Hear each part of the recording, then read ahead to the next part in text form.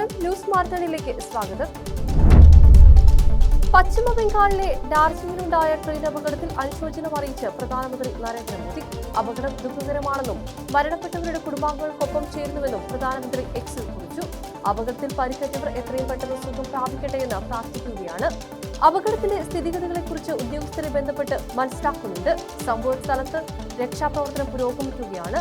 Railway മന്ത്രി അശ്വിനി വൈഷ്ണവ് സംഭവ സ്ഥലത്തേക്ക് തിരിച്ചിട്ടുണ്ട്. പ്രധാനമന്ത്രി എക്സിൽ പങ്കുവച്ച കുറിപ്പിൽ അറിയിച്ചു. കാഞ്ചൻജംഗ എക്സ്പ്രസ് ട്രെയിനിൽ ഗുഡ്സ് ട്രെയിൻ പാളം തെറ്റിയിടിച്ചുണ്ടായ അപകടത്തിന് പിന്നാലെ വിമർശനവുമായി കോൺഗ്രസ്. 10 വർഷമായി റെയിൽവേ മന്ത്രാലയത്തിലെ കെടുകാര്യസ്ഥതയെന്ന് മോദി സർക്കാരിനെതിരെ കോൺഗ്രസ് അധ്യക്ഷൻ മല്ലികാർജ്ജുൻ ഖാർഗെ ആരോപിച്ചു. റെയിൽവേ മന്ത്രാലയത്തെ സ്വയം പ്രമോഷന്റെ വേദിയാക്കി മാറ്റി. ഈ അപകടത്തിന്റെ ഉത്തരവാദി മോദി സർക്കാരാണ്. ദുരന്തം വേദനാജനകമാണെന്നും ഇരകൾക്ക് ഉടനടി പൂർണ്ണമായ നഷ്ടപരിഹാരം നൽകണമെന്നും ഖാർഗെ ആവശ്യപ്പെട്ടു. അപകടത്തിൽ മരണസംഖ്യ 15ആയി ഉയർന്നു. 60ഓളം പേർക്ക് പരിക്കേറ്റതായാണ് നിലവിൽ ലഭിക്കുന്ന വിവരം. ലോക്കോ പൈലറ്റും സഹ പൈലറ്റും അപകടത്തിൽ മരിച്ചു. ഡാർജിലിംഗ് ജില്ലയിലെ ഫാൻസിദേവ മേഖലയിലാണ് അപകടം നടന്നത്. രംഗപാണി സ്റ്റേഷന് സമീപമാണ് അപകടം നടന്നത്. 3 ബോഗികൾ പാളം തെറ്റി. രക്ഷാപ്രവർത്തനം പൂർത്തിയായതായി റെയിൽവേ അറിയിച്ചു. കാഞ്ചൻജംഗ എക്സ്പ്രസ് ട്രെയിനിൽ ഗുഡ്സ് ട്രെയിൻ പാളം തെറ്റിയിടിച്ചുണ്ടായ അപകടത്തിൽ മരിച്ചവരുടെ കുടുംബങ്ങൾക്ക് 10 ലക്ഷം രൂപ ധനസഹായം പ്രഖ്യാപിച്ച് കേന്ദ്ര റെയിൽവേ മന്ത്രി അശ്വിനി വൈഷ്ണവ്. ഗുരുതരമായി പരിക്കേറ്റവർക്ക് 2.5 ലക്ഷം രൂപയും നിസ്സാര പരിക്കേറ്റവർക്ക് 50,000 രൂപയും നൽകും. അതേസമയം അപകടത്തിൽ മരണസംഖ്യ 15ആയി. 60ഓളം പേർക്ക് പരിക്കേറ്റതായാണ് നിലവിൽ ലഭിക്കുന്ന വിവരം. ലോക്കോ പൈലറ്റും സഹ പൈലറ്റും അപകടത്തിൽ മരിച്ചു. ഡാർജിലിംഗ് ജില്ലയിലെ ഫാൻസി ഡെവ മേഖലയിലാണ് അപകടം നടന്നത്. രംഗപാണി സ്റ്റേഷന് സമീപമാണ് അപകടം നടന്നത്. വടകരയിലെ കാഫർ പ്രയോഗത്തിന് പിന്നിലുള്ളവരെ നിയമത്തിന് മുമ്പിൽ കൊണ്ടുവരണമെന്ന് പ്രതിപക്ഷ നേതാവ് വി.ഡി. സതീശൻ. പോലീസ് കർശന നടപടി എടുക്കുന്നില്ലെങ്കിൽ UDF പ്രക്ഷോഭം തുടങ്ങും. വർഗീയ പ്രചാരണത്തിന് പിന്നിൽ CPM നേതാക്കളായിരുന്നു. സംഘപരിവാറിനെ നാണിപ്പിക്കുന്ന പ്രചാരണമാണ് CPM നടത്തിയത്. CPM-ൽ നിന്ന് സംഘപരിവാറിലേക്ക് അധികം ദൂരമില്ലെന്നും പ്രതിപക്ഷ നേതാവ് അഭിപ്രായപ്പെട്ടു. വർഗീയ പ്രചാരണം രാഷ്ട്രീയ ലാഭത്തിന് ഉപയോഗിച്ചത് CPM-ലെ മുതിർന്ന നേതാക്കൾ തന്നെയാണ്. ഹീനമായ വർഗീയ പ്രചാരണം നടത്തിയവർ എത്ര ഉന്നതരായിരുന്നാലും അവരെ നിയമത്തിനു മുമ്പിൽ കൊണ്ടുവരേണ്ടത് സർക്കാരിന്റെ ബാധ്യതയാണ്. താൽക്കാലിക ലാഭത്തിനു വേണ്ടി പുറത്തെടുത്ത തന്ത്രം സമൂഹത്തിൽ ആഴത്തിലുള്ള മുറിവേൽപ്പിക്കുമെന്ന് മുതിർന്ന CPM നേതാക്കൾ പോലും മറന്നുവെന്നും അദ്ദേഹം കൂട്ടിച്ചേർത്തു. പെരുന്നാൾ സന്ദേശത്തിൽ BJPക്കും കേന്ദ്ര സർക്കാരിനുമെതിരെ രൂക്ഷ വിമർശനവുമായി പാളയം ഇമാം ഡോക്ടർ VP സുഹൈബ് മൗലവി. രാജ്യത്തെ പൊതു തെരഞ്ഞെടുപ്പ് ഫലം ആശ്വാസം നൽകുന്നതാണ്. രാജ്യത്തിന്റെ സുമനസ്സുകൾ ഐക്യത്തോടുകൂടി നിന്ന് പ്രവർത്തിച്ചാൽ വർഗീയതയെ അതിജീവിക്കാൻ കഴിയുമെന്ന് തിരഞ്ഞെടുപ്പ് കൊണ്ട് സാധ്യമായെന്നും അദ്ദേഹം പറഞ്ഞു. ഫാസിസ്റ്റ് ഭരണകൂടത്തിന് മുന്നറിയിപ്പ് നൽകാൻ ഇന്ത്യൻ ജനതയ്ക്ക് കഴിഞ്ഞുവെന്നതാണ് തിരഞ്ഞെടുപ്പ് ഫലം. വർഗീയ അജണ്ട ആര് മുന്നോട്ട് വെച്ചാലും അത് നേട്ടമാവില്ല എന്ന് തെളിയിച്ചു. വർഗീയമാക്കാൻ ആര് ശ്രമിച്ചാലും നടക്കില്ല എന്ന് പറഞ്ഞ തിരഞ്ഞെടുപ്പാണ് ഈ കഴിഞ്ഞതെന്നും പാളയം ഇമാം പറഞ്ഞു. ആരാധനാലയങ്ങൾ തകർക്കുന്നത് കൊടും ക്രൂരതയാണ്. അതാണ് അയോധ്യയിൽ കണ്ടത്. സൗഹൃദ നിലപാടുമായി മുന്നോട്ട് പോകാൻ ഭരണകൂടത്തിന് സാധിക്കേണ്ടതുണ്ട്. ബാബറി മസ്ജിദിന്റെ പേര് NCERT ടെക്സ്റ്റ് ബുക്കിൽ നിന്ന് നീക്കം ചെയ്തു. ചരിത്രത്തെ കാവ്യവൽക്കരിക്കാനുള്ള നീക്കത്തിൽ നിന്ന് NCERT പിന്മാറണം. കുട്ടികൾ ശരിയായ ചരിത്രം പഠിക്കണം. വർഗീയത കൊണ്ടോ വർഗീയ അജണ്ട കൊണ്ടോ നേട്ടമുണ്ടാക്കാൻ കഴിയില്ലെന്നും പാളയം ഇമാം കൂട്ടിച്ചേർത്തു. ലോക്സഭാ തെരഞ്ഞെടുപ്പ് ഫലത്തിൽ സർക്കാരിനെ പ്രതിക്കൂട്ടിലാക്കി മുതിർന്ന CPI നേതാവ് KE ഇസ്മയിൽ. ലോക്സഭാ തെരഞ്ഞെടുപ്പിൽ കേരളത്തിൽ പ്രതിഫലിച്ചത് സർക്കാരിനോടുള്ള ജനങ്ങളുടെ എതിർപ്പാണെന്ന് KE ഇസ്മയിൽ തുറന്നടിച്ചു. ജനങ്ങളുടെ എതിർപ്പ് ഇത്രത്തോളം ബാധിക്കുമെന്ന് പ്രതീക്ഷിച്ചില്ലെന്നും അദ്ദേഹം പ്രതികരിച്ചു. മുഖ്യമന്ത്രിക്കും മന്ത്രിമാർക്കും ധാർഷ്ട്യമെന്ന തിരുവനന്തപുരം ജില്ലാ കൗൺസിൽ ഉയർത്തിയ വിമർശനങ്ങൾ തള്ളിക്കളയാൻ കഴിയുന്നതല്ലെന്ന് KE ഇസ്മയിൽ പറഞ്ഞു. ജനങ്ങൾ പ്രതീക്ഷിക്കുന്ന നിലയിലേക്ക് വളരാൻ മന്ത്രിമാർക്ക് കഴിഞ്ഞില്ലെങ്കിൽ അത് ഭരണവിരുദ്ധ വികാരമായി മാറുകയാണ് ചെയ്യുകയെന്ന് അദ്ദേഹം പ്രതികരിച്ചു. മുഖ്യമന്ത്രി പറഞ്ഞ എളിമ മന്ത്രിമാർക്കും ഉദ്യോഗസ്ഥർക്കും ഉണ്ടായില്ലെന്ന് ഇത് തെരഞ്ഞെടുപ്പിലെ തിരിച്ചടിക്ക് കാരണമായെന്ന് KE ഇസ്മയിൽ പറഞ്ഞു. മന്ത്രിമാരായി കഴിഞ്ഞാൽ പിന്നെ ആരോടും ബാധ്യതയില്ലെന്ന നിലയെടുത്താൽ പ്രതിസന്ധി ഉണ്ടാക്കും. എല്ലാത്തിനും മുഖ്യമന്ത്രിയെ മാത്രം കുറ്റപ്പെടുത്തിയിട്ട് കാര്യമില്ലെന്നും മന്ത്രിമാരും പുനഃപരിശോധന നടത്തണമെന്നും KE ഇസ്മയിൽ വ്യക്തമാക്കി. ലോക്സഭാ തെരഞ്ഞെടുപ്പിലെ തോൽവിക്ക് കാരണം പാർട്ടി വോട്ടിലെ ചോർച്ചയെന്ന് CPIM സെക്രട്ടേറിയറ്റിന്റെ വിലയിരുത്തൽ. മണ്ഡലാടിസ്ഥാനത്തിൽ സമഗ്ര പരിശോധന നടത്താൻ CPIM സെക്രട്ടേറിയറ്റ് തീരുമാനിച്ചു. വൻതോതിൽ വോട്ട് ചോർച്ചയുണ്ടായ ഇടങ്ങളിൽ പാർട്ടി അന്വേഷണ കമ്മീഷനെ നിയമിക്കാൻ സാധ്യതയുണ്ട്. തിരുത്തൽ നടപടിക്ക് മാർഗരേഖ ഉണ്ടാക്കാനും നിർദ്ദേശമുയർന്നിട്ടുണ്ട്. CPIM പാർട്ടി കേഡർ വോട്ടുകൾ ചോർന്നിട്ടില്ല എന്നായിരുന്നു മുമ്പ് CPIM സംസ്ഥാന സെക്രട്ടറി MP ഗോവിന്ദൻ ഉൾപ്പെടെ വിശദീകരിച്ചിരുന്നത്. എന്നാൽ വൻതോതിൽ പാർട്ടി വോട്ടുകൾ ചോർന്നെന്ന സംശയമാണ് CPIM സെക്രട്ടേറിയറ്റിൽ ഉയർന്നിരിക്കുന്നത്. ഇത് വിശദമായി പരിശോധിക്കും. പത്തനംതിട്ട മണ്ഡലത്തിലെ വോട്ട് ചോർച്ചയിൽ അന്വേഷണ കമ്മീഷനെ നിയമിച്ചുകൊണ്ടുള്ള അന്വേഷണം വന്നേക്കുമെന്നാണ് സൂചന. പത്തനംതിട്ടയിലെ LDF സ്ഥാനാർത്ഥിയായിരുന്ന തോമസ് ഐസക് വിമർശനങ്ങൾ ഉന്നയിച്ച പശ്ചാത്തലത്തിൽ കൂടിയാണ് തീരുമാനം. ബാർക്കോഴ വിവാദത്തിൽ ക്രൈംബ്രാഞ്ച് അന്വേഷണവും സംഘടനയുടെ സ്ഥലമിടപാടിലേക്ക് നീങ്ങുന്നു. തിരുവനന്തപുരത്ത് ആസ്ഥാന മന്ദിരം നിർമ്മിക്കാനായി വാങ്ങുന്ന സ്ഥലത്തിന് 2.8 കോടി രൂപ ഇതിനോടകം കൈമാറിയെന്ന് ക്രൈംബ്രാഞ്ച് കണ്ടെത്തി. പണം നൽകിയ 472 ബാർ ഉടമകളുടെയും മൊഴി രേഖപ്പെടുത്താൻ ക്രൈംബ്രാഞ്ച് തീരുമാനിച്ചു. നിലവിൽ ലഭിച്ച വിവരങ്ങളുടെ അടിസ്ഥാനത്തിൽ അസോസിയേഷന്റെ ബാങ്ക് അക്കൗണ്ട് വിവരങ്ങളും ക്രൈംബ്രാഞ്ച് ശേഖരിക്കും. ഡ്രൈ ഡേ ഒഴിവാക്കുന്നതടക്കമുള്ള മദ്യനയത്തിലെ മാറ്റങ്ങൾക്ക് പ്രത്യുപകാരം ചെയ്യുമെന്നായിരുന്നു ബാർ അസോസിയേഷൻ ഇടുക്കി ജില്ലാ പ്രസിഡന്റ് അനിമോന്റെ ശബ്ദ സന്ദേശം.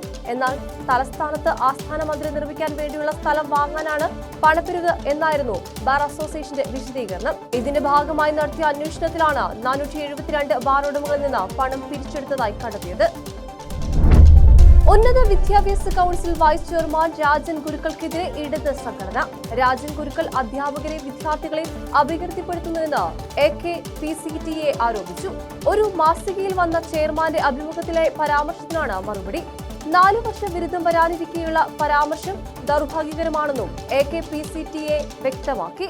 സ്പൂൺ ഫീഡിംഗിലൂടെ മണ്ണുണ്ണികളായ വിദ്യാർത്ഥികളാണ് പിന്നീട് അധ്യാപകരാകുന്നതെന്നായിരുന്നു രാജൻ ഗുരുക്കളുടെ പരാമർശം. പ്രസ്താവന ഉന്നത വിദ്യാഭ്യാസ മേഖല സങ്കീർണമെന്ന് വരുത്തി തീർക്കുന്നവരെ സഹായിക്കുന്നതാണ്. ഇത്തരം പ്രവർത്തനങ്ങളിൽ നിന്ന് വൈസ് ചെയർമാൻ പിന്തിരിയണമെന്നും AKPCTA വ്യക്തമാക്കുന്നു.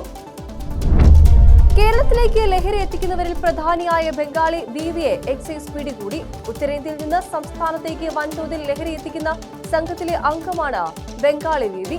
ഇടപാടുകാർക്കിടയിലെ ബംഗാളി ബീവി എന്ന് വിളിപ്പേരുള്ള ഇവരുടെ യഥാർത്ഥ പേര് ചാനിയ പർവീൺ എന്നാണ്. ബംഗാൾ നോവപ്പാറ മധ്വപൂർ സ്വദേശിയാണ്. 10 ലക്ഷം രൂപ വിലമതിക്കുന്ന ലഹരി മരുന്നുമായാണ് ഇവരെ എക്സൈസ് പിടികൂടിയത്. ഇവരുടെ സുഹൃത്തും ലഹരി കച്ചവടക്കാരനുമായ ആസാം നൌഗൂൺ അബാഗൻ സ്വദേശി ബഹ്റുൽ ഇസ്ലാമും പിടിയിലായിട്ടുണ്ട്. State excise enforcement squad, excise intelligence, Ernakulam special squad എന്നിവർ ചേർന്ന് നടത്തിയ പരിശോധനയിലാണ് പ്രതികൾ അറസ്റ്റിലായത്. 33 ഗ്രാം ഹെറോയിനും 25 ഗ്രാം കഞ്ചാവും പിടിച്ചെടുത്തു. ഇടപാടുകാരുമായി ബന്ധപ്പെടാൻ ഉപയോഗിച്ച 2 സ്മാർട്ട് ഫോണുകൾ, ലഹരി മരുന്ന് വിറ്റുകിട്ടിയ 19,500 രൂപ, ലഹരി മരുന്ന് തൂക്കി തിട്ടപ്പെടുത്താനുള്ള ഡിജിറ്റൽ സ്കെയിൽ എന്നിവയും ഇവരിൽ നിന്ന് പോലീസ് പിടിച്ചെടുത്തിട്ടുണ്ട്. ആസാം ഭൂട്ടാൻ അതിർത്തിയിലെ കരിങ്കച്ചിയിൽ നിന്നാണ് പ്രതികൾ ലഹരി എത്തിച്ചിരുന്നത്. കോൺഗ്രസ് നേതാവ് രാഹുൽ ഗാന്ധി വയനാട് മണ്ഡലമാണോ റായ്ബറേലിയാണോ നിലനിർത്തുക എന്നതിൽ തീരുമാനം ഉടനുണ്ടാകും. വയനാട് ഒഴികെയും റായ്ബറേലി നിലനിർത്തുകയും ചെയ്യുമെന്നതാണ് കോൺഗ്രസിലെ ധാരണ. റായ്ബറേലി സീറ്റ് നിലനിർത്താനും പ്രതിപക്ഷ നേതൃസ്ഥാനം ഏറ്റെടുക്കാനും പ്രവർത്തക സമിതി രാഹുലിനോട് ആവശ്യപ്പെട്ടിരുന്നു. ഏതെങ്കിലും ഒരു മണ്ഡലത്തിൽ രാഹുൽ ഗാന്ധി രാജി സമർപ്പിക്കാനുള്ള അന്തിമ തീയതി ചൊവ്വാഴ്ചയാണ്. ഇക്കാര്യത്തിൽ തിങ്കളാഴ്ചയോ ചൊവ്വാഴ്ചയോ തീരുമാനമുണ്ടാകും. 2 മണ്ഡലങ്ങളിൽ വിജയിച്ചാൽ ഏതു മണ്ഡലം നിലനിർത്തും എന്നതിൽ വിജയിച്ച സർട്ടിഫിക്കറ്റ് കൈപ്പറ്റി 14 ദിവസത്തിനുള്ളിൽ തീരുമാനം അറിയിക്കണമെന്നാണ് ചട്ടം. വയനാട് മണ്ഡലം സന്ദർശിച്ച രാഹുൽ ഏതു മണ്ഡലം ഒഴിയണമെന്നതിൽ ധർമ്മസങ്കടമാണെന്ന് വ്യക്തമാക്കിയിരുന്നു. ഉത്തരേന്ത്യയിൽ ശ്രദ്ധ കേന്ദ്രീകരിക്കുന്നതിന്റെ ആവശ്യകത കൂടി കണക്കിലെടുത്താണ് തീരുമാനം. 17 സീറ്റിൽ UPയിൽ മത്സരിച്ച കോൺഗ്രസ് 6 സീറ്റിൽ വിജയിച്ചിരുന്നു. 7 കേന്ദ്രമന്ത്രിമാരെ തോൽപ്പിച്ച് ഇന്ത്യ സഖ്യം UPയിൽ മികച്ച വിജയം നേടിയതോടെ സംസ്ഥാനത്തെ പാർട്ടി പുനരുജ്ജീവിപ്പിക്കാനാണ് രാഹുലിന്റെ ശ്രമം. ലോക്സഭാ തെരഞ്ഞെടുപ്പിൽ തൃശൂരിലെ ദയനീയ തോൽവിക്ക് പിന്നാലെ ജില്ലയിലെ നേതൃത്വത്തിലുണ്ടായ പ്രശ്നങ്ങളിൽ കർശന നിർദ്ദേശവുമായി DCC അധ്യക്ഷൻ VK ശ്രീകണ്ഠൻ. പരസ്പരമുള്ള വിഴുപ്പലക്കലുകൾ കർശന വിലക്കുണ്ട്. ഇത്തരം പ്രവൃത്തികളിൽ മുഖം നോക്കാതെ കർശന നടപടി ഉണ്ടാകുമെന്നും VK ശ്രീകണ്ഠൻ വ്യക്തമാക്കിയിരിക്കുന്നു. തൃശൂർ ജില്ലാ കോൺഗ്രസ് അധ്യക്ഷനായി ചുമതലയേറ്റ ശേഷം ഭാരവാഹികളുമായുള്ള യോഗത്തിൽ സംസാരിക്കുകയായിരുന്നു ശ്രീകണ്ഠൻ. പരസ്യ പ്രതികരണങ്ങൾ നടത്തുന്നതിനും DCC മതിലിൽ പോസ്റ്റർ ഒട്ടിക്കുന്നതിനും വിലക്ക് ഏർപ്പെടുത്തിയിട്ടുണ്ട്. നേതാക്കളുടെയും അണികളുടെയും പരസ്പരം ചെളിവാരി എറിഞ്ഞുകൊണ്ടുള്ള പരസ്യ പ്രതികരണങ്ങൾ 24 മണിക്കൂറിനുള്ളിൽ സോഷ്യൽ മീഡിയയിൽ നിന്ന് നീക്കം ചെയ്യാൻ നിർദ്ദേശം നൽകിയിരിക്കുകയാണ്. കുവൈറ്റിൽ മരിച്ച ബിനോയ് തോമസിന്റെ കുടുംബത്തിന് ലൈഫ് പദ്ധതിയിൽ വീട് നിർമ്മിച്ചു നൽകുമെന്ന് റവന്യൂ മന്ത്രി K രാജൻ. ചാവക്കാട്ടെ വീട്ടിലെത്തി ബിനോയിയുടെ കുടുംബാംഗങ്ങളെ ആശ്വസിപ്പിച്ച ശേഷം സംസാരിക്കുകയായിരുന്നു മന്ത്രി K രാജൻ. കഴിഞ്ഞ ദിവസം കേന്ദ്രമന്ത്രി സുരേഷ് ഗോപിയും ബിനോയ് തോമസിന്റെ വീട്ടിലെത്തി വീട് നൽകുമെന്ന് അറിയിച്ചിരുന്നു. പിന്നാലെയാണ് സർക്കാർ ഇടപെടൽ. ബിനോയ് തോമസിന്റെ കുടുംബത്തിന് ലൈഫ് പദ്ധതി വഴി വീട് നൽകാനാണ് ലക്ഷ്യമിടുന്നത്. നഗരസഭയുടെ ലൈഫ് പദ്ധതിയിൽ ബിനോയിയുടെ കുടുംബത്തിന്റെ പേരുണ്ടായിരുന്നു. ഇപ്പോഴത്തെ സാഹചര്യത്തിൽ അടിയന്തര കൌൺസിൽ കൂടി വീട് അനുവദിക്കാനാണ് നഗരസഭയ്ക്ക് നിർദ്ദേശം നൽകിയത്. കാണാതായ കോട്ടയം വെസ്റ്റ് സ്റ്റേഷനിലെ ഗ്രേഡ് SI K രാജേഷ് തിരിച്ചെത്തി. തിങ്കളാഴ്ച രാവിലെ വെസ്റ്റ് പോലീസ് സ്റ്റേഷനിലാണ് രാജേഷ് എത്തിയത്. മാനസിക സമ്മർദ്ദം മൂലം മാറി നിന്നതാണെന്നാണ് രാജേഷിന്റെ മൊഴി. ജൂൺ 14-നാണ് ഡ്യൂട്ടിക്ക് ശേഷം വീട്ടിലേക്ക് മടങ്ങിയ രാജേഷിനെ അന്നു മുതൽ കാണാനില്ലെന്നായിരുന്നു കുടുംബത്തിന്റെ പരാതി. കഴിഞ്ഞ 2 ദിവസമായി ഇദ്ദേഹത്തെക്കുറിച്ച് ഒരു വിവരവും ഉണ്ടായിരുന്നില്ല. കേസ് രജിസ്റ്റർ ചെയ്തതിനാൽ കോടതിയിൽ ഹാജരാക്കുന്നതടക്കമുള്ള തുടർ നടപടികൾ സ്വീകരിക്കുന്നുണ്ട്. സംസ്ഥാനത്ത് തിങ്കളാഴ്ച ഒറ്റപ്പെട്ട ശക്തമായ മഴയ്ക്ക് സാധ്യതയെന്ന് കേന്ദ്ര കാലാവസ്ഥാ വകുപ്പ്. തിങ്കളാഴ്ച 6 ജില്ലകളിൽ യെല്ലോ അലർട്ട് പ്രഖ്യാപിച്ചിട്ടുണ്ട്. ആലപ്പുഴ, എറണാകുളം, തൃശൂർ, മലപ്പുറം, കോഴിക്കോട്, കണ്ണൂർ ജില്ലകളിലാണ് ശക്തമായ മഴ മുന്നറിയിപ്പുള്ളത്. ഒറ്റപ്പെട്ട ഇടങ്ങളിൽ ഇടിമിന്നലോടുകൂടിയ നേരിയ മഴയ്ക്കും ശക്തമായ കാറ്റിനും സാധ്യതയുണ്ട്. മണിക്കൂറിൽ 40 കിലോമീറ്റർ വരെ വേഗതയിൽ വീശിയേക്കാവുന്ന കാറ്റിനാണ് സാധ്യത. വരും ദിവസങ്ങളിൽ മധ്യ വടക്കൻ ജില്ലകളിലാകും ശക്തമായ മഴ ലഭിക്കുക. കൊച്ചി ധനുഷ്കോടി ദേശീയപാതയിൽ വിനോദസഞ്ചാരികൾ കാറിന്റെ ഡോറിൽ നിന്ന് യാത്ര ചെയ്യുന്ന ദൃശ്യങ്ങൾ പുറത്ത്. മൂന്നാറിനും ഗ്യാപ് റോഡിനും ഇടയിലാണ് അഭ്യാസ പ്രകടനം. 2 ആഴ്ചയ്ക്കുള്ളിൽ നടക്കുന്ന 3ാമത്തെ സംഭവമാണിത്. ഞായറാഴ്ച വൈകുന്നേരമാണ് സംഭവം നടന്നത്. പോണ്ടിച്ചേരി രജിസ്ട്രേഷനുള്ള വാഹനത്തിലാണ് യുവാക്കൾ അപകടകരമാം വിധം യാത്ര ചെയ്തത്. മോട്ടോർ വാഹന വകുപ്പ് സംഭവത്തിൽ അന്വേഷണം ആരംഭിച്ചതായാണ് ലഭിക്കുന്ന വിവരം. 10 വയസ്സുകാരിയായ മകളെ ക്രൂരമായി മർദ്ദിച്ച പിതാവ് അറസ്റ്റിൽ. കേരളപുരം സ്വദേശിയായ 37-കാരനാണ് കുണ്ടറ പോലീസിന്റെ പിടിയിലായത്. വെള്ളിയാഴ്ച ഉച്ചയ്ക്കായിരുന്നു സംഭവം. സുഹൃത്തുക്കളുമൊത്ത് വീട്ടിലിരുന്ന് മദ്യപിച്ചിരുന്നു. മദ്യലഹരിയിൽ കട്ടിലിൽ കിടന്ന വസ്ത്രം മടക്കി വെക്കാത്തത് എന്താണെന്ന് ചോദിച്ച് അതിക്രൂരമായി മർദ്ദിക്കുകയായിരുന്നു. മർദ്ദനത്തിൽ കുട്ടിയുടെ തോളലിന് പൊട്ടലുണ്ട്. പ്രതി 2022-ൽ ഭാര്യ പിതാവിനെ തല്ലിയിട്ട് കൊന്ന കേസിലെ പ്രതിയാണ്. ഈ കേസിലെ ഏക ദൃക്സാക്ഷിയാണ് ഈ കുട്ടി. ഈ കൊലപാതക കേസുമായി ബന്ധപ്പെട്ട് വിചാരണ നടപടികൾ ആരംഭിക്കാനിരിക്കെയാണ് കുട്ടിയെ ക്രൂരമായി മർദ്ദിച്ചത്. മർദ്ദന സമയം കുട്ടിയും കുട്ടിയുടെ അനുജത്തിയും മാത്രമേ വീട്ടിൽ ഉണ്ടായിരുന്നുള്ളൂ. മർദ്ദന വിവരം പുറത്തു പറയരുതെന്ന് പറഞ്ഞ് കുട്ടിയെ ഭീഷണിപ്പെടുത്തിയിരുന്നു. തൃശൂർ ചേലക്കരയിൽ മകൾക്ക് പെരുന്നാൾ സമ്മാനവുമായി എത്തിയ പിതാവിന് ക്രൂരമർദ്ദനം. ഭാര്യയും കുടുംബവുമാണ് ചേലക്കോട് സ്വദേശി സുലൈമാനെ മർദ്ദിച്ചത്. 4 മാസത്തോളമായി ഭാര്യയുമായി അകന്ന് താമസിക്കുകയായിരുന്നു സുലൈമാൻ. ഗുരുതരമായി പരിക്കേറ്റ സുലൈമാൻ ചികിത്സയിലാണ്. മർദ്ദനത്തിന്റെ CCTV ദൃശ്യങ്ങൾ പുറത്തുവന്നു. ഞായറാഴ്ച വൈകുന്നേരമാണ് സംഭവം ഉണ്ടായത്. മകൾക്ക് പുതിയ വസ്ത്രങ്ങളും പലഹാരവുമായി പെരുന്നാൾ സമ്മാനമായി നൽകാൻ എത്തിയതായിരുന്നു സുലൈമാൻ. ഇത് കണ്ട ഭാര്യ പിതാവും മാതാവും വീട്ടിൽ നിന്ന് ഇറങ്ങാൻ ആവശ്യപ്പെടുകയും തുടർന്ന് മർദ്ദിക്കുകയും ചെയ്തു. തിരുവനന്തപുരം ബാലരാമപുരത്ത് യുവാവിനെ കുത്തിക്കൊന്ന കേസിൽ പ്രതി പിടിയിൽ. ബാലരാമപുരം വഴിമുക്ക് പച്ചിക്കോട് സ്വദേശി കുമാറാണ് പിടിയിലായത്. ഞായറാഴ്ച വൈകിട്ടായിരുന്നു ആലുവിള സ്വദേശി ബിജുവിനെ കുത്തി കൊലപ്പെടുത്തിയത്. കൊലപാതക കാരണം പ്രതി വെളിപ്പെടുത്തിയിട്ടില്ല. മുൻ വൈരാഗ്യമാണ് കൊലപാതക കാരണമെന്നാണ് പോലീസിന്റെ വിലയിരുത്തൽ. പ്രതിയെ ചോദ്യം ചെയ്യാനായി ഉന്നത പോലീസ് സംഘം എത്തും. വീട്ടിൽ നിന്ന് വിളിച്ചിറക്കി ബിജുവിനെ വെട്ടിയും കുത്തിയും കൊലപ്പെടുത്തുകയായിരുന്നു. ബിജുവും കുമാറും സുഹൃത്തുക്കളായിരുന്നു. ഞായറാഴ്ച രാവിലെ ഇരുവരും ഒരുമിച്ച് മദ്യപിച്ചിരുന്നു. കോതമംഗലം വാരിപ്പെട്ടിയിൽ പാറമടയിൽ വൻതോതിൽ മാലിന്യം തള്ളിയതായി പരാതി. മാലിന്യം തള്ളിയതോടെ കുടിവെള്ള സ്രോതസ്സുകൾ മലിനമായെന്നും മീനുകൾ ചത്തുപൊങ്ങിയെന്നും നാട്ടുകാർ പറയുന്നു. വാരിപ്പെട്ടി 10ാം വാർഡ് 8ാം മൈൽ ചെരമ റോഡിന്റെ ഭാഗത്തുള്ള പാറമടകൾ കേന്ദ്രീകരിച്ച വൻതോതിൽ മാലിന്യം തള്ളുന്നതായാണ് പരാതി. വിവിധ ഇനങ്ങളിൽപ്പെട്ട 100 കണക്കിന് മത്സ്യങ്ങൾ കഴിഞ്ഞ ദിവസം ചത്തുപൊങ്ങിയിരുന്നു. ഇത് രാത്രിയുടെ മറവിൽ രാസമാലിന്യം അടക്കം തള്ളിയതോടെയാണെന്നാണ് പ്രദേശവാസികളുടെ പരാതി. വാരിപ്പെട്ടി പഞ്ചായത്തിലെ മുഖ്യ കുടിവെള്ള സ്രോതസ്സാണ് ഇവിടെയുള്ള പാറമടകൾ. മറ്റൊരു പാറമടയോട് ചേർന്ന് കഴിഞ്ഞ ദിവസം രാത്രി തള്ളിയ വൻ മാലിന്യശേഖരം വിവാദമായതിനെ തുടർന്ന് JCB ഉപയോഗിച്ച് കുഴിയെടുത്ത് മൂടിയിരുന്നു. മാലിന്യ നിക്ഷേപത്തിനെതിരെ അധികൃതർ ശക്തമായ നടപടി സ്വീകരിച്ചില്ലെങ്കിൽ പ്രക്ഷോഭം സംഘടിപ്പിക്കുമെന്നും പ്രദേശവാസികൾ അറിയിച്ചു. പ്രധാനമന്ത്രി നരേന്ദ്രമോദിയെ പരിഹസിച്ച് സമൂഹമാധ്യമത്തിൽ പങ്കുവച്ച പോസ്റ്റ് കോൺഗ്രസിന്റെ കേരള ഘടകം പിൻവലിച്ചു. ഇറ്റലിയിൽ നടന്ന G7 ഉച്ചകോടിക്കിടെ ഫ്രാൻസിസ് മാർപ്പാപ്പയുമായി കൂടിക്കാഴ്ച നടത്തുന്ന മോദിയുടെ ചിത്രത്തെ ട്രോൾ രൂപത്തിൽ എക്സിൽ പങ്കുവച്ചതാണ് പിൻവലിച്ചത്. ട്രോൾ ക്രിസ്ത്യൻ സമൂഹത്തെ അപമാനിക്കുന്നതാണെന്ന് BJP നേതാക്കളുടെ വിമർശനത്തെ തുടർന്നാണ് നടപടി. മാർപ്പാപ്പയുടെയും മോദിയുടെയും ചിത്രം ഒടുവിൽ മാർപ്പാപ്പയ്ക്ക് ദൈവത്തെ കാണാനുള്ള അവസരം ലഭിച്ചുവെന്ന അടിക്കുറിപ്പോടുകൂടിയായിരുന്നു കോൺഗ്രസ് പങ്കുവച്ചത്. തന്നെ ദൈവം അയച്ചതാണെന്ന പ്രധാനമന്ത്രിയുടെ പരാമർശത്തെ പരിഹസിക്കുന്നതായിരുന്നു പോസ്റ്റ്. പാഠ്യപദ്ധതി കാവ്യവൽക്കരിക്കാനുള്ള ഒരു നീക്കവുമില്ലെന്ന് NCERT ഡയറക്ടർ. മാറ്റം തെളിവുകളുടെയും വസ്തുതകളുടെയും അടിസ്ഥാനത്തിൽ. എന്തിനാണ് കുട്ടികളെ കലാപത്തെക്കുറിച്ച് പഠിപ്പിക്കുന്നതെന്നും NCERT ഡയറക്ടർ സക്രാനി ചോദിച്ചു. 12ാം ക്ലാസ് പൊളിറ്റിക്കൽ സയൻസ് പാഠപുസ്തകത്തിലാണ് മാറ്റം വരുത്തിയത്. ബാബറി മസ്ജിദ് എന്നതിന് പകരം 3 മിനാരങ്ങളോടുകൂടിയ നിർമ്മിതിയെന്നാണ് പ്രയോഗിച്ചത്. ബാർബറി മസ്ജിദ് തകർന്ന സംഭവം പരാമർശിക്കുന്ന ഭാഗങ്ങൾ പുസ്തകത്തിൽ കുറിച്ചിട്ടുണ്ട്. പകരം രാമജന്മഭൂമി പ്രക്ഷോഭത്തിനാണ് കൂടുതൽ പ്രാധാന്യം നൽകിയത്. അയോധ്യയെക്കുറിച്ചുള്ള ഭാഗം 4 പേജിൽ നിന്ന് 2 ചുരുക്കുകയും ചെയ്തിട്ടുണ്ട്. നീറ്റ് ചോദ്യപേപ്പർ ചോർച്ചയിൽ കൂടുതൽ തെളിവുകൾ കണ്ടെത്തി ബീഹാറിലെ സാമ്പത്തിക കുറ്റാന്വേഷണ വിഭാഗം. ചോദ്യപേപ്പറുകൾക്കായി നൽകിയ 6 ചെക്കുകൾ കണ്ടെടുത്തു. കേസുമായി ബന്ധപ്പെട്ട് ഇതുവരെ 13 പേരാണ് അറസ്റ്റ് ചെയ്തത്.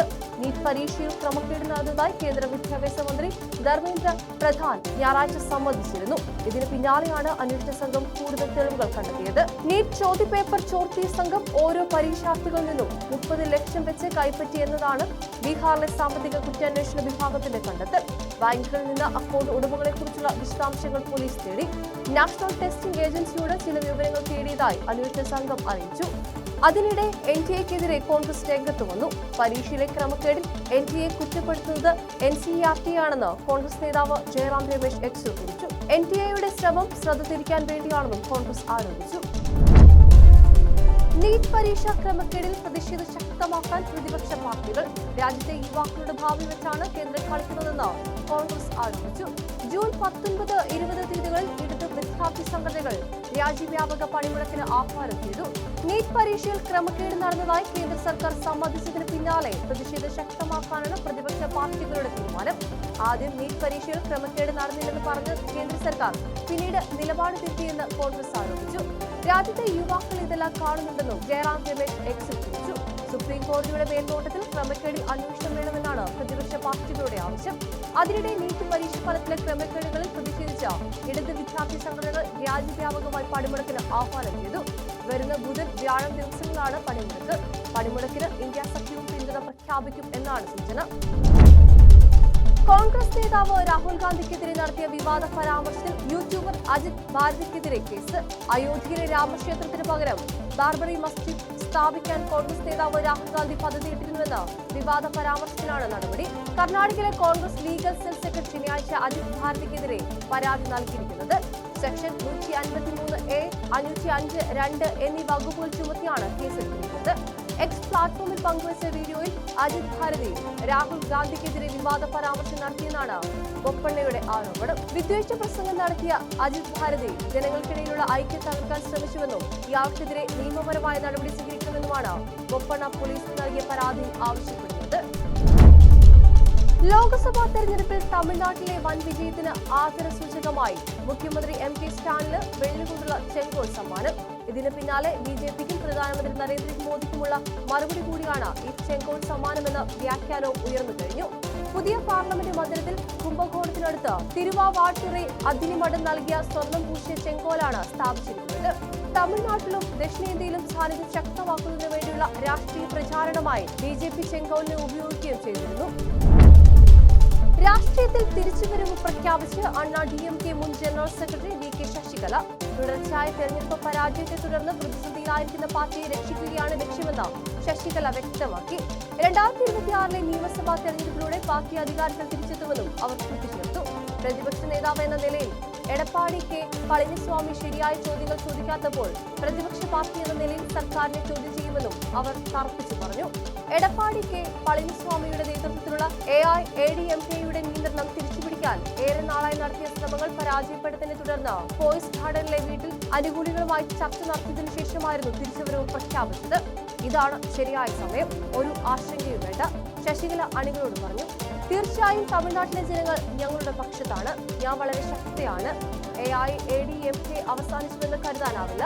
കാരണം ഞാൻ വീണ്ടും രാഷ്ട്രീയത്തിലേക്ക് കടക്കുകയാണ് എന്നും ശശികല കൂട്ടിച്ചേർത്തു. കേഡർമാരുടെയും ജനങ്ങളുടെയും പിന്തുണയോടെ 2026 നിയമസഭാ തെരഞ്ഞെടുപ്പിൽ വിജയിച്ച് അമ്മയുടെ ഭരണം കൊണ്ടുവരുമെന്നും അവർ വ്യക്തമാക്കി. പാർലമെന്റ് മന്ദിരത്തിലെ ഗാന്ധി പ്രതിമ ഉൾപ്പെടെ മാറ്റി സ്ഥാപിച്ചതിൽ പ്രതിഷേധം ശക്തം. സ്മാരക സമിതി യോഗം ചേരാതെ പ്രതിമകൾ മാറ്റിയത് ദുരൂഹമെന്ന് കോൺഗ്രസ് അധ്യക്ഷൻ മല്ലികാർജ്ജുൻ ഖാർഗെ പറഞ്ഞു. പ്രേരണ സ്ഥലത്തിൽ പ്രതിമ സ്ഥാപിച്ചത് ചർച്ചകൾ നടത്താതെയാണെന്നും ഖാർഗെ ആരോപിച്ചു. പാർലമെന്റ് മന്ദിരത്തിലെ 14 പ്രതിമകൾ കഴിഞ്ഞ ദിവസമാണ് പ്രേരണ സ്ഥലയിൽ മാറ്റി സ്ഥാപിച്ചത്. ഇതിനെതിരെ ശക്തമായ പ്രതിഷേധമാണ് പ്രതിപക്ഷ പാർട്ടികളുടെ ഭാഗത്തുനിന്ന് ഉണ്ടാകുന്നത്. 2018 സ്മാരക സമിതി യോഗം ചേർന്നത്. എങ്ങനെയാണ് കേന്ദ്ര സർക്കാർ ഏകപക്ഷീയമായ ഒരു തീരുമാനത്തിലേക്ക് പോയതെന്നും കോൺഗ്രസ് ജനറൽ സെക്രട്ടറി ജയറാം രമേശ് ചോദിച്ചു. കന്നഡ സൂപ്പർ സ്റ്റാർ ദർശൻ പ്രതിയായ കൊലപാതക കേസുമായി ബന്ധപ്പെട്ട് കൂടുതൽ വിവരങ്ങൾ പുറത്ത്. കൊല്ലപ്പെട്ട രേണുകാസ്വാമിയുടെ പോസ്റ്റ്മോർട്ടം റിപ്പോർട്ടാണ് പുറത്തു വന്നിരിക്കുന്നത്. കൊലപാതകത്തിന് മുമ്പ് രേണുകാസ്വാമിക്ക് വൈദ്യുത ആഘാതം ഏറ്റിരുന്നുവെന്നാണ് റിപ്പോർട്ട്. രേണുകാസ്വാമിയുടെ കൊലപാതകവുമായി ബന്ധപ്പെട്ട് ദർശനും നടി പവിത്ര ഗൌഡയും ഉൾപ്പെടെ 17 പേരാണ് അറസ്റ്റ് ചെയ്തിരിക്കുന്നത്. ഈയിടെ അറസ്റ്റിലായ മാൻഡിയിൽ നിന്നുള്ള കേബിൾ തൊഴിലാളിയായ ധനരാജാണ് പീഡനത്തെക്കുറിച്ചുള്ള വിശദാംശങ്ങൾ വെളിപ്പെടുത്തിയിരിക്കുന്നതെന്ന് പോലീസ് വൃത്തങ്ങൾ പറയുന്നു. മറ്റൊരു പ്രതിയായ നന്ദീഷ് ബംഗളൂരുവിലെ ഒരു ഗോഡൌണിലേക്ക് ധനരാജിനെ വിളിച്ചു വരുത്തി.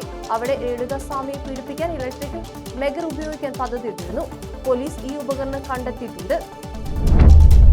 ആരാധകനായി രേണുകാസ്വാമിയെ കടത്തിക്കൊണ്ടുവരാൻ നടൻ ദർശൻ തൊഗുദേവിയുടെ കൂട്ടാളികൾ ഉപയോഗിച്ച കാർ പോലീസ് കണ്ടെത്തി. ഇയാളെ ചിത്രദുർഗയിൽ നിന്ന് ബംഗളൂരുവിലേക്ക് കടത്താൻ ഉപയോഗിച്ച കാറാണിത്. കാറിന്റെ ഡ്രൈവർ രവി കഴിഞ്ഞ ദിവസം അറസ്റ്റിലായിരുന്നു. ഇയാളുടെ മൊഴിയുടെ അടിസ്ഥാനത്തിലാണ് ചിത്രദുർഗ അയ്യനഹള്ളിയിലെ വീടിന് സമീപം പാർക്ക് ചെയ്തിരിക്കുന്ന കാർ കണ്ടെത്തിയത്. കേസിലെ 4ാം പ്രതിയും ദർശൻ ഫാൻസ് അസോസിയേഷൻ ചിത്രദുർഗ ജില്ലാ പ്രസിഡന്റുമായ രാഘവേന്ദ്രയാണ് രേണുകാസ്വാമിയെ ബംഗളൂരുവിൽ എത്തിച്ചത്. കേസിലെ 1ാം പ്രതിയായ നടി പവിത്ര ഗൌഡയും 2ാം പ്രതി ദർശനും തമ്മിലുള്ള ബന്ധത്തെ എതിർത്ത് സമൂഹമാധ്യമങ്ങളിൽ അശ്ലീല കമന്റിട്ടതിനാണ് ചിത്രദുർഗ സ്വദേശി രേണുകാസ്വാമിയെ 8-ന് ബംഗളൂരു രാജരാജേശ്വരി നഗറിന് സമീപം പട്ടണഗരിയിലുള്ള ആളൊഴിഞ്ഞ പറമ്പിലെ ഷെഡിലെത്തിച്ച് കൊലപ്പെടുത്തി മലിനജല കനാലിൽ തള്ളിയത്. ദർശനും പവിത്രയും ഉൾപ്പെടെ 18 പേരാണ് കേസിൽ അറസ്റ്റിലായത്.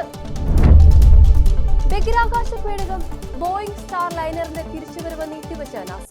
ഇന്ത്യൻ വംശജ സുനിത വില്യംസ് അടക്കമുള്ള ബഹിരാകാശ യാത്രികർ രാജ്യാന്തര ബഹിരാകാശ നിലയത്തിൽ നിന്ന് ഭൂമിയിലേക്ക് തിരികെ വരാനുള്ള തീയതി ജൂൺ 22 പുതുക്കി. നേരത്തെ ജൂൺ 18-ന് തിരിച്ചു വരാനായിരുന്നു ലക്ഷ്യമിടുന്നത്. രാജ്യാന്തര ബഹിരാകാശ നിലയത്തിൽ അപകടകാരിയായ ബാക്ടീരിയയുടെ സാന്നിധ്യം കണ്ടെത്തിയ റിപ്പോർട്ടിന് പിന്നാലെയാണ് ദൗത്യം നീട്ടിവെച്ചത്.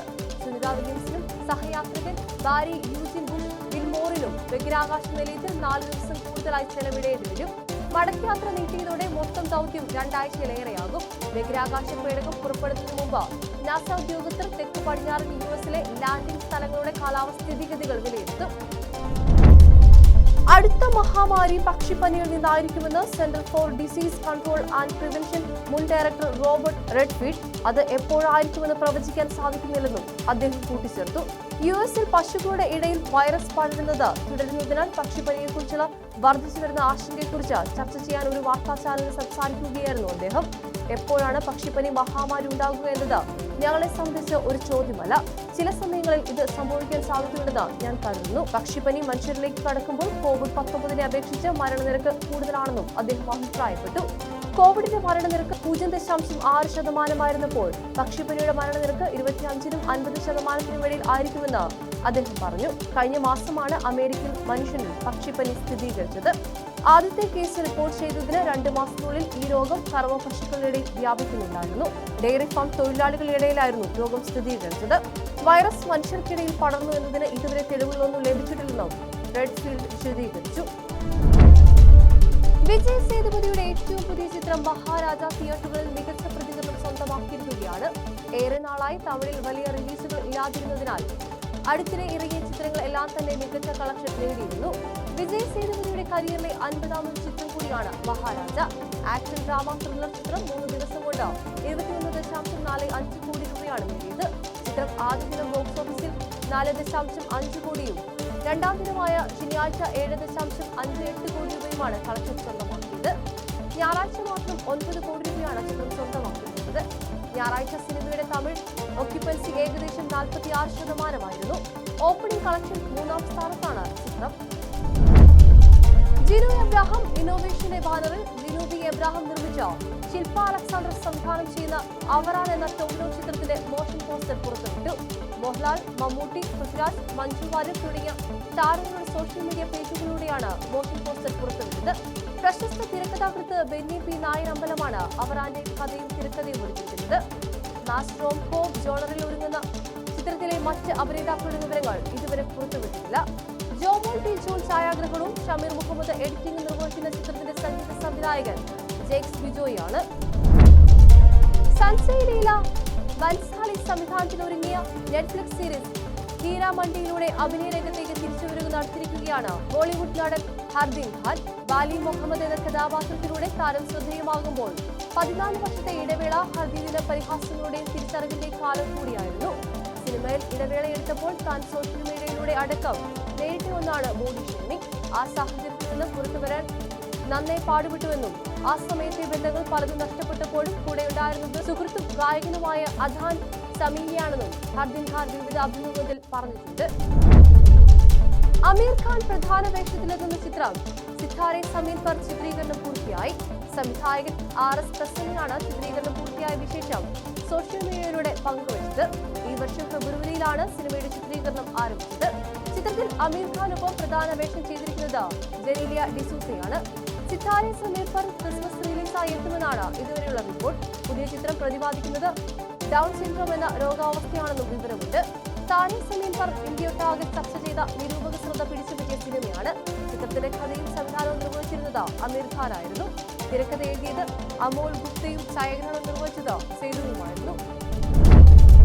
രാഹുൽ ദ്രാവിഡിന്റെ പിൻഗാമിയായ ഇന്ത്യൻ പരിശീലക സ്ഥാനത്തേക്ക് ഗൗതം ഗംഭീർ എത്തിയേക്കും. ഇതുമായി ബന്ധപ്പെട്ട ചർച്ചകൾ അന്തിമഘട്ടത്തിലാണ്. താരം മുന്നോട്ട് വെച്ച ഡിമാൻഡുകൾ BCCI തത്വത്തിൽ അംഗീകരിച്ചതായി ദേശീയ മാധ്യമങ്ങൾ റിപ്പോർട്ട് ചെയ്തു. T20 ലോകകപ്പിന് ശേഷം സ്ഥാനമൊഴിയുമെന്ന് ദ്രാവിഡ് നേരത്തെ പ്രഖ്യാപിച്ചിരുന്നു.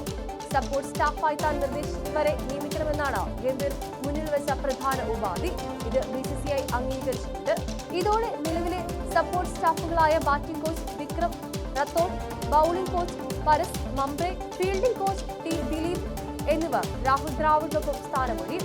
രവി ശാസ്ത്രി പരിശീലകനായിരുന്നപ്പോഴാണ് സഞ്ജയ് ബാങ്കറിന് പകരം വിക്രം റത്തോഡ് ബാറ്റിംഗ് പരിശീലകനായി എത്തിയത്. പിന്നീട് ദ്രാവിഡ് പരിശീലകനായപ്പോഴും റത്തോഡ് തുടരുകയായിരുന്നു. T20 ലോകകപ്പിൽ സൂപ്പർ 8ലേക്ക് യോഗ്യത നേടി ബംഗ്ലാദേശ്. ഗ്രൂപ്പ് ഡിയിൽ നടന്ന മത്സരത്തിൽ നേപ്പാളിനെ 21 റൺസിന് വീഴ്ത്തിയാണ് ബംഗ്ലാദേശ് സൂപ്പർ 8ൽ ടിക്കറ്റ് എടുത്തത്. ആദ്യം ബാറ്റ് ചെയ്ത ബംഗ്ലാദേശ് 19.3 ഓവറിൽ 106 റൺസ് നേടി പുറത്തായെങ്കിലും നേപ്പാൾ 19.2 ഓവറിൽ 85 റൺസിന് ഓൾ ഔട്ടായി. സൂപ്പർ 8ലെത്തുന്ന അവസാനത്തെ ടീമാണ് ബംഗ്ലാദേശ്. കിങ്സ്റ്റണിലെ അർണോസ് വെയിൽ സ്റ്റേഡിയത്തിൽ ടോസ് നേടിയ നേപ്പാൾ ബംഗ്ലാദേശിനെ ബാറ്റിംഗിന് അയക്കുകയായിരുന്നു. ഉജ്ജ്വല ബൌളിംഗിലൂടെ ബംഗ്ലാദേശിനെ വരിഞ്ഞു കിട്ടാൻ നേപ്പാളിന് സാധിച്ചു. ബംഗ്ലാദേശ് നിരയിൽ ഒരു ബാറ്ററെയും 20 റൺസ് കടക്കാൻ നേപ്പാൾ ബൌളർമാർ അനുവദിച്ചില്ല. 17 റൺസ് എടുത്ത ഷക്കീബ് അൽ ഹസനാണ് ബംഗ്ലാദേശിന്റെ ടോപ്പ് സ്കോററായത്. മുഹമ്മദുള്ളയും റിയാദ് ഹുസൈനും 13 റൺസ് വീതമെടുത്തപ്പോൾ ജേക്കർ അലിയും തക്സിൻ അഹമ്മദും 12 റൺസ് വീതം നേടി. നേപ്പാളിന് വേണ്ടി സോംപാൽ കാമെ, ദീപേന്ദ്ര സിംഗ്, നായകൻ രോഹിത് പൗഡെ, സന്ദീപ് ലാമിഷിന എന്നിവർ 2 വീതം വിക്കറ്റുകൾ നേടി. യൂറോ കപ്പിലെ ഗ്രൂപ്പ് C മത്സരത്തിൽ ഡെൻമാർക്കിനെ സമനിലയിൽ തളച്ച സ്ലൊവേനിയ. ഇരു ടീമുകളും ഓരോ ഗോൾ വീതം നേടി കൈകൊടുത്തു. 17-ാം മിനിറ്റിൽ സൂപ്പർ താരം ക്രിസ്റ്റ്യൻ എറിക്സണിലൂടെ ഡാനിഷ് സംഘം വലകുലുക്കി. 77-ാം മിനിറ്റിൽ എറിക് ജാൻസയിലൂടെ സ്ലൊവേനിയ ഒപ്പമെത്തി. യൂറോ 2024 ആദ്യ സമനില മാച്ചാണിത്. ഇതോടുകൂടി ന്യൂസ് മാരത്തൺ പൂർണ്ണമാകുന്നു. നമസ്കാരം.